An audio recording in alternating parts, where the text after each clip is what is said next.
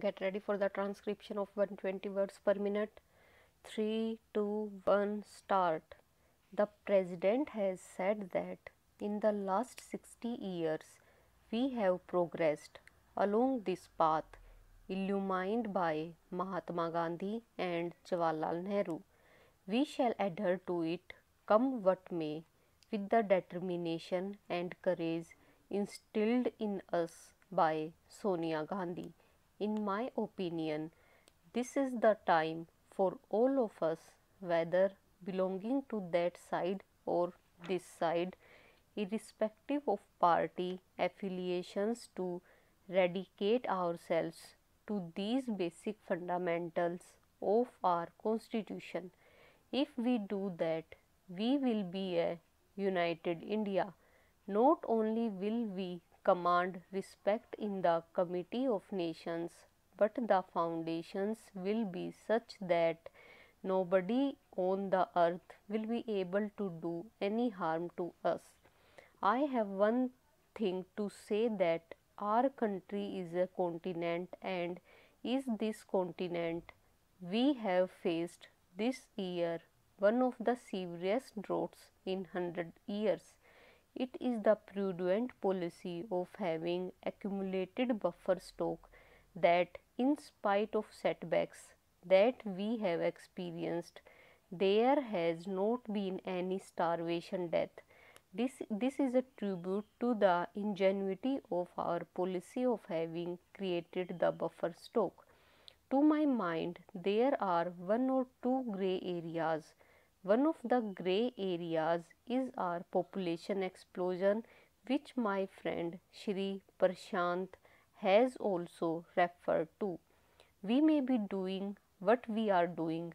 For instance, 20 million acceptors of contraceptives and other things we have produced, but we have not evolved a national consensus on this issue. I spoke about the matter in different forums when the Prime Minister was also there. I told him that a national consensus on family welfare program must be evolved. I also told him that you have been calling meetings of the opposition parties quite often on different issues, but to my mind, the most important issue for which an all party meeting should be convened is to evolve a national policy on population. In spite of our all round economic development, it all gets nullified by the population explosion. We have not done much in this direction. I had the privilege of going to China, and I saw how they are progressing in this regard.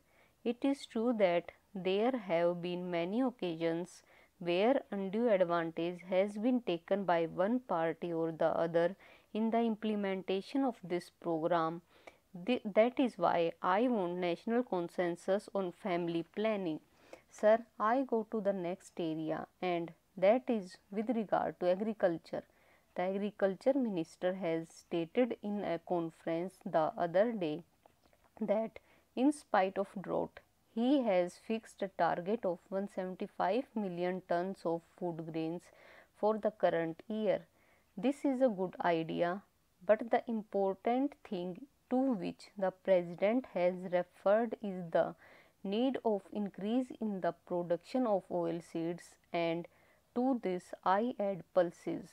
I want the government to give special attention to the production of these things, because edible oils and pulses are the common man's need in India, and we are having shortage of pulses and edible oil, and we are importing these in a very large quantity. So the thrust of our program, as we have done in the case of green revolution, is that we should concentrate on the production of pulses and edible oils, and then assume our own people that within a period of 2 years we will attain self sufficiency in edible oil and pulses. The next point is with regard to public sector. There is no doubt that the public sector occupies a commanding height, and it has occupied commanding heights in our mixed economy. But the problem of accountability of public sector has not been done to the desired extent. I submit, sir, that for this purpose, the Program Implementation Ministry is helping the public sector undertakings with regard to any difficulties that they face.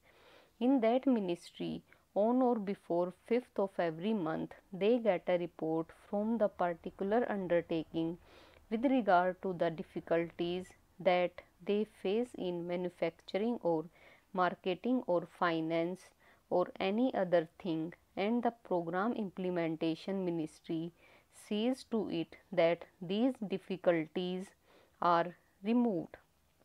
But a new thinking has come to the heads of these public sector undertakings, that is, by sending the report on the 5th of every month, they pass on the buck to the program implementation ministry and they forget about what they have written.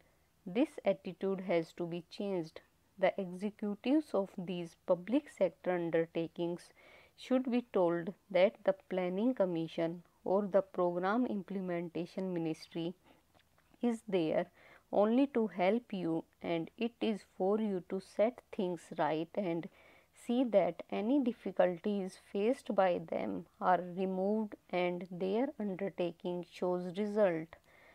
I think for that purpose it will be advisable that their promotion or renewal of their contract or enhancement of their present grade should be linked with the jobs done by the heads of these public sector undertakings.